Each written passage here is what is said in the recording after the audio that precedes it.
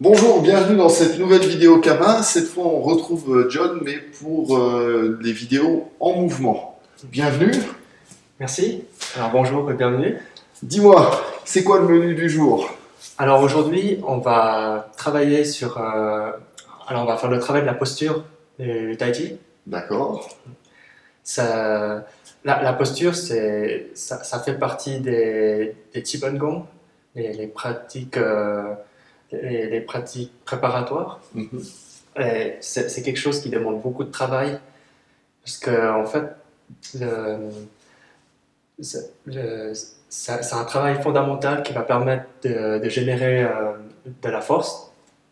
Alors quand on pense à générer de la force, on pense à des mouvements des grands mouvements où on prend appui sur le sol et on pense à utiliser des muscles, tendre les muscles pour frapper. Mhm. Dans le Tai Chi, on utilise un autre type de force qui s'appelle le Qin.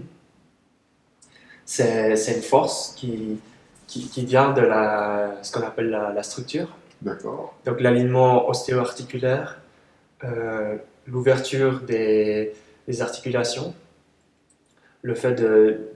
Alors là justement, on va chercher à détendre la musculature et d'étirer les tissus mous. D'accord. Donc les tendons, les fascias. Et en fait, pour les gens qui s'y connaissent un peu en physique, on cherche à respecter le phénomène de tenségrité dans le corps. C'est-à-dire qu'avec la pesanteur, les os, ils vont comment dire, tout se compacter vers le sol. Mhm. Pour résister à ça, en fait, les os, on dit qu'ils doivent flotter, enfin, qu'on doit avoir comme un fil qui nous tire vers le haut. Mhm. Le squelette, il doit vraiment être en expansion. Et autour, on laisse flotter les muscles et on cherche, dans cette idée d'expansion, à ouvrir les différentes articulations. D'accord. Et tout ça, ça va créer cet étirement. Et voilà, on commence par là. Et après, dans une prochaine vidéo, on va voir le mouvement qui consiste à être toujours en relâchement pour pouvoir se mouvoir en gardant cet effet de tenségrité. D'accord. Donc là, on travaille des fondamentaux et on va dire des fondations nécessaires à tout le travail qui peut intervenir par la suite en Tai Chi. Oui, en Tai Chi et dans les arts martiaux internes en général. D'accord. Voire même d'autres disciplines, en fait, voilà, le travail de la posture, c'est quelque chose qui est applicable dans tout plein de domaines. Mm.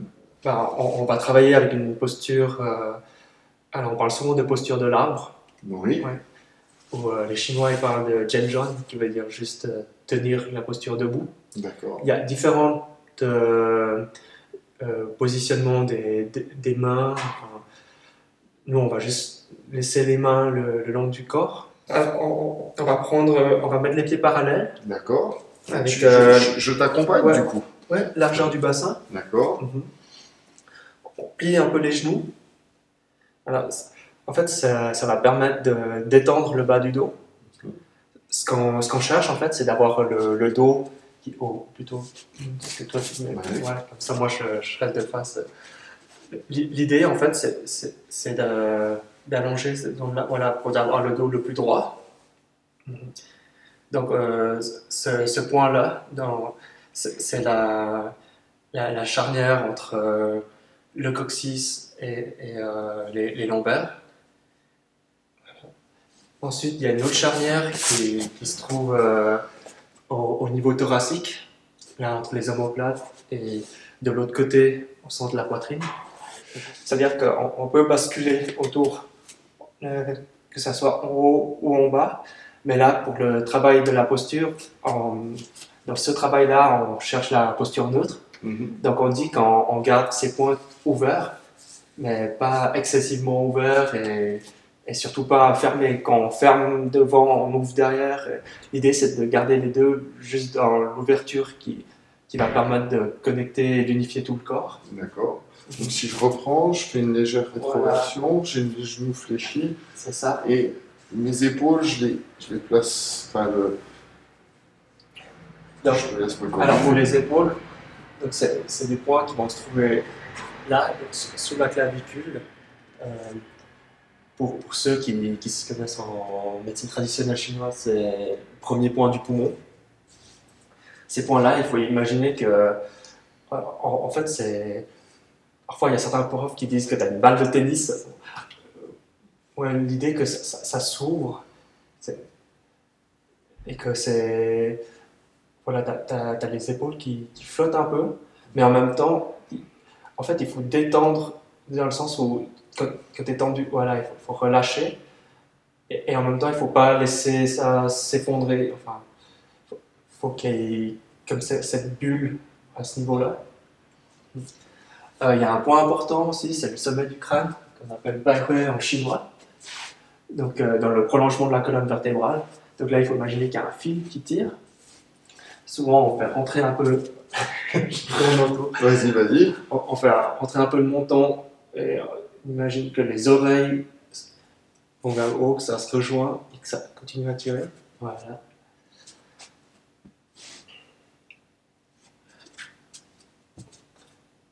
Ouais, voilà, c'est. Ça c'est parfait. Alors, tu vois, ce qui est intéressant, c'est que par rapport à ma pratique du Shotokan, je pratique aussi du Krav Maga où il y a de la boxe, on travaille de la boxe anglaise, on ne peut plus classique, c'est que tout le monde déforme la posture de karaté ou la posture de boxe, en disant on imite le boxeur, on fait ça.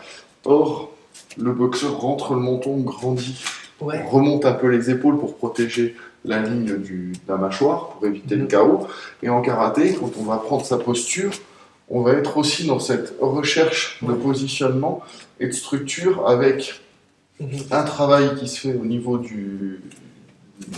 des omoplates et un travail au niveau du sacrum avec le placement du bassin. Donc on a ce travail également de posture, je pense, quelle que soit, comme tu disais, la discipline.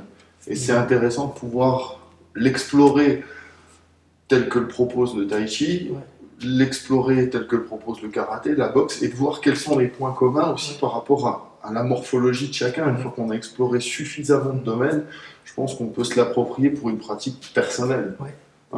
Et puis il ne faut pas voir ça comme une structure figée. Donc déjà, on peut respirer dans cette structure. Hein. Et dans les mouvements, la structure, elle va forcément se déformer, mais tout en respectant les lignes de force. Et ça, c'est fondamental de travailler déjà la posture neutre. Et comme on dit, le tai chi, ça commence par le wudi. Donc déjà, pouvoir se sentir bien en étant, voilà, en faisant en guillemets rien, c'est important pour après avoir le potentiel d'optimiser les mouvements suivants. D'accord. Et donc, du coup, une fois que j'ai un regard extérieur comme le tien, j'ai travaillé ma posture, comment je la retravaille au quotidien ou en club, comment ça se passe? Alors ça, c'est un travail qu'on peut faire chez soi. Alors dans les premiers temps, on va le faire plutôt avec le professeur qui va corriger la posture. On va la tenir de plus en plus, dans une durée de plus en plus longue.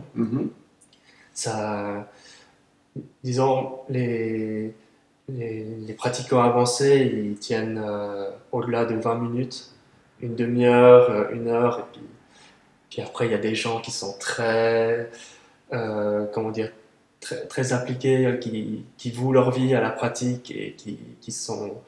Là, c'est plutôt dans les pratiques spirituelles, les gens qui sont ordonnés, en général, moines ou prêtres taoïstes, et puis qui passent des heures à faire ça. Oui, ça devient méditatif à la fin. Je pense qu'au bout d'un certain temps, on est obligé d'allier ça à une pratique spirituelle, sinon on ne tient pas uniquement musculairement, ça va être trop long, je suppose. Hein. Oui. Mais ça devient de plus en plus agréable quand on sait la tenir. Surtout pour les bras. Alors là, on a les bras le long du corps, mais les autres postures, souvent, quand on n'est pas bien posé, il y a les épaules qui commencent à chauffer. Donc, c'est une pratique qui est très riche, qui stimule le corps, pas seulement la musculature, mais aussi tous les autres tissus dont j'ai parlé. et aussi le système nerveux. Ça, moi, j'ai pratiqué ça beaucoup dans une période où j'étais un peu dépressif en automne, en fait. Ouais. J'ai tendance à déprimer quand il fait noir. Ouais. Et en fait, quand je fais ça après l'entraînement, ça me rebooste d'énergie, quoi. D'accord. Bon, on va parler ensuite de la manière de générer le ti. Oui. Ouais. Alors, à partir de cette posture-là, bon, déjà, on va faire une variante avec les mains dans cette posture-là, comme ça. Donc là, il faut toujours respecter l'ouverture avec les omoplates à la verticale. Voilà. Les épaules étendues, les coudes, on sent le poids qui se pose dans les coudes. Le bon alignement ostéo-articulaire. Voilà. Et en fait, le mouvement, il vient du centre en tai chi. Donc on va chercher, on va relâcher à partir de ce point dont j'ai parlé avant, le premier point du méridien du poumon. On relâche, ça va faire descendre le poids dans le coude jusque dans la main. Et en même temps, en bas, on fait le même travail à partir des croix. Donc croix, c'est un point qui se trouve en haut dans la hanche. On relâche et on sent le poids qui descend jusque dans les pieds. Si on fait ça, on relâche. On se met en expansion jusque dans les paumes et dans les plantes des pieds. Et après, on va switcher pour se mettre en mode de rétractation. Donc, toujours à partir du centre, on ramène et on ramène.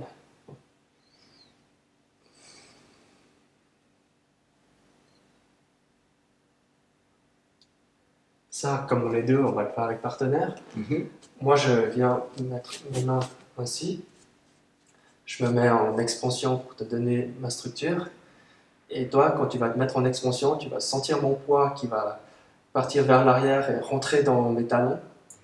Et quand tu vas te mettre en rétractation ou en mode succion, d'aspiration, je vais partir vers l'avant et puis avoir le poids qui rentre dans les orteils. D'accord. On essaie ça comme ça.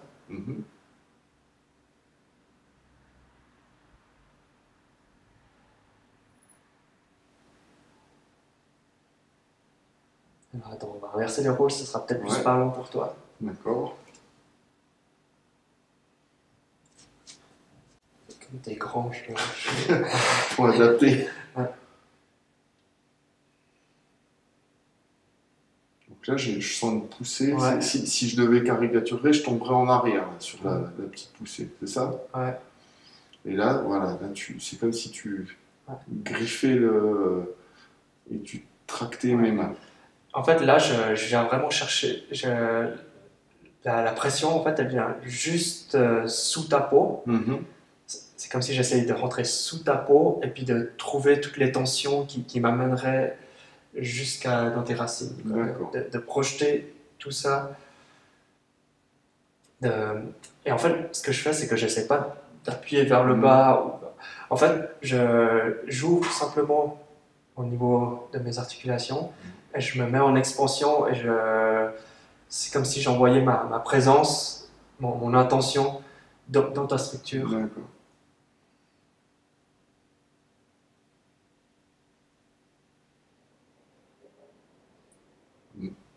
Oui, je sens que je me fais balader d'avant en arrière, en fait. Ouais. On peut inverser le rôle. Alors, je sais pas si... Oui, je vois ça. Puis là, ce qui est intéressant en tai chi, c'est pas de partir en yin, yang, dans un temps aussi clair, mais c'est de se mettre à inclure les deux forces, à latéraliser les choses. Et, par exemple, si là je me mets.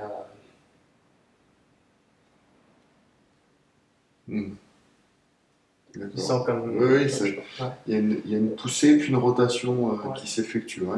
Donc là, je suis parti vers l'arrière et après je suis parti dans deux mouvements différents. Sinon, je peux aussi t'amener vers l'avant. après, de nouveau, ce moment-là. Et donc ça, c'est quand tu viens avec une frappe, au moment où tu délivres la force, où tu es vraiment connecté dans le sol, où là, je peux vraiment utiliser toute la structure qui se rigidifie à ce moment-là pour venir saisir la force. D'accord. Ouais. Donc là, on est sur la posture et déjà du mouvement dans l'immobilité. C'est ça, ouais. Le petit point blanc dans la goutte noire, dans la et goutte le petit point noir dans la goutte blanche. D'accord. Ouais. Et donc on va travailler une posture, enfin un mouvement sur un pas statique dans l'enchaînement du tai chi du style Yang, des écoles qui sont liées à la famille Yang, qui s'appelle la grue blanche déploie ses ailes. D'accord. Alors la posture, le pas, il se fait sur un shubu, ça veut dire pas vide, donc tout le poids du corps est sur une jambe. Donc on a tout notre axe vertical sur une jambe et l'autre en fait on a juste le poids alors on lève le talon et puis l'idée c'est d'avoir juste le poids résiduel de la jambe qui arrive sur ce pied là et donc la grue blanche déploie ses ailes, ça ressemble à ça, c'est simplement ça, mais l'idée c'est vraiment au moment où on déploie la première aile, on ouvre d'abord par l'épaule et on amène le mouvement, ce relâchement jusque dans la main. Et ensuite, deuxième mouvement, là on relâche aussi toute la tension et on laisse tomber le poids dans la main. Donc là on se met en expansion et là on vient et on se met en mode d'aspiration de l'autre côté. J'essaye. Ouais. Je me suis déjà permis.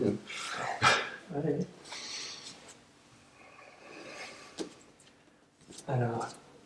Je vais mettre un peu plus au milieu pour que tu puisses tourner autour. Ouais. Alors en tai chi, le bassin il est de face. Ouais.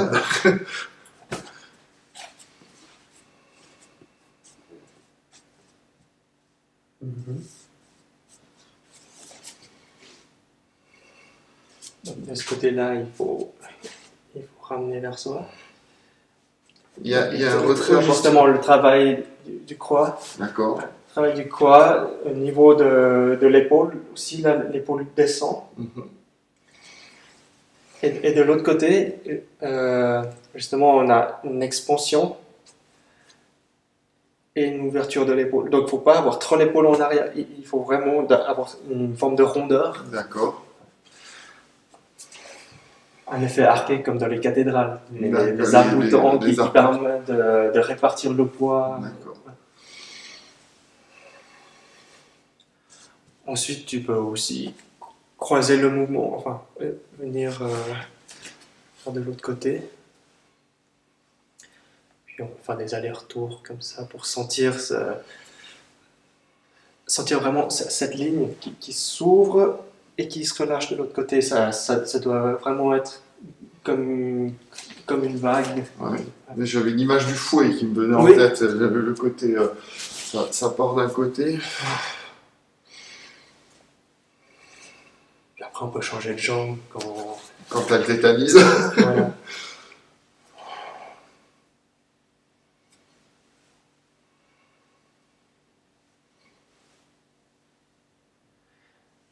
Et donc là, l'idée c'est de venir accueillir, si tu viens me frapper vers le haut.